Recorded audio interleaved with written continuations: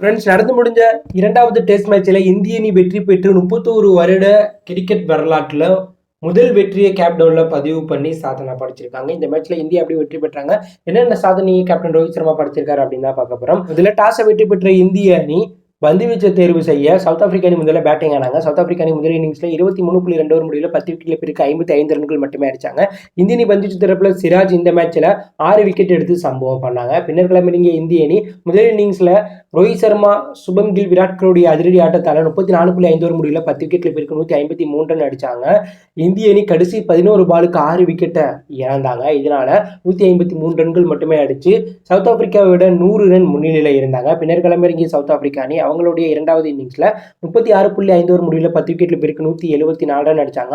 அந்த அணியை சேர்ந்த எல்கர் 28 பாலுக்கு 12 ரன் அடிச்சிருக்கும் போது முகேஷ்குமார் போட்ட பால விராட் கோலிட்ட கேட்ச் கொடுத்துட்டு அவுட் ஆயிட்டு டெஸ்ட் கேரியரை முடிச்சிட்டார். ஏன்னா இந்த போட்டியோட எல்கர் ரிட்டையர் ஆனார். இதனால விராட் கோலி அவரை கட்டி அணைத்து அவருக்கு நன்றி வாழ்த்துக்கள் சொன்னாங்க. ஸோ சவுத் ஆப்பிரிக்கா அணி முதல் நாள் முடிவுல இரண்டாவது இன்னிங்ஸ்ல 3 விக்கெட்ல பிறகு 63 ரன் அடிச்சிருந்தாங்க.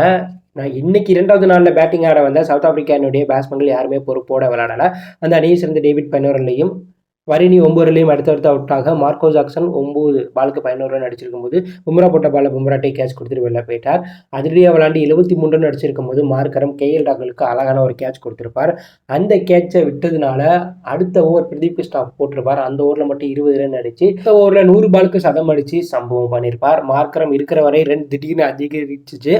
ஆனால் மார்க்கரம் 103 பாலுக்கு 106 ரன் 17 பவுண்டரி 2 6 அடிச்சிருக்கும் போது சிராஜ் போட்ட பால ரோஹித் சர்மாட்ட கேட்ச் கொடுத்துட்டு உள்ள போக அதுக்கப்புறம் அந்த பவுலர்கள் அடுத்தடுத்து அவுட் ஆக சவுத் ஆப்பிரிக்கா அணி 35.5 ஓவர் முடியல 10 விக்கெட்ல பிறகு 176 ரன்கள் மட்டுமே அடிச்சாங்க.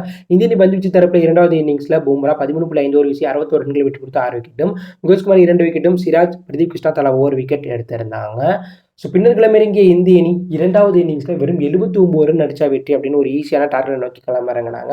எல்கருடைய இறுதி டெஸ்ட் மேட்சா இருந்ததுனால சவுத் ஆப்பிரிக்கா வீரர்கள் அவரை கைத்தட்டி உற்சாகமா வரவேற்றாங்க. வந்த உடனே எச்எஸ் ஜெய்ஸ்வால் டெஸ்ட்லாம் விளாட மாட்டேன்னு T20 மோடுக்கு போய் அதிரடியாக விளாண்டு 23 பாலுக்கு 26 ரன் 6 பவுண்டரி அடிச்சு அவுட் ஆகிட்டு வெளில போக அதுக்கப்புறம் உள்ள வந்த சுவங்கிலும் அதிரடியாக விளாண்டான். 11 பாலுக்கு 10 ரன் அடிச்சிருக்கும் போது ரபாடா போட்ட பாலில் அவுட் ஆகிட்டு வெளில போயிட்டாங்க. விராட் கோலி 11 பாலுக்கு 12 ரன் அடிச்சிருக்கும் போது மார்க்கோ ஜாக்சன் போட்ட பாலில் கீப்பர்ட்ட கேட்ச் கொடுத்துட்டு வெளில போக அதுக்கப்புறம் உள்ள வந்து சேர் பவுண்டரி அடிச்சு இந்திய அணியை வெற்றி பதவிக்கு அழைச்சிட்டு போயிட்டார். இந்திய அணி 7 விக்கெட் வித்தியாசத்தில் வெற்றி பெற்று ஒரு சில முக்கிய சாதனை படைச்சிருக்காங்க. அதில் கேப்டவுன்ல 31 வருடமா எந்த ஒரு ஆசிய அணியும் சவுத் ஆப்பிரிக்கா வீழ்த்தினதே இல்லை.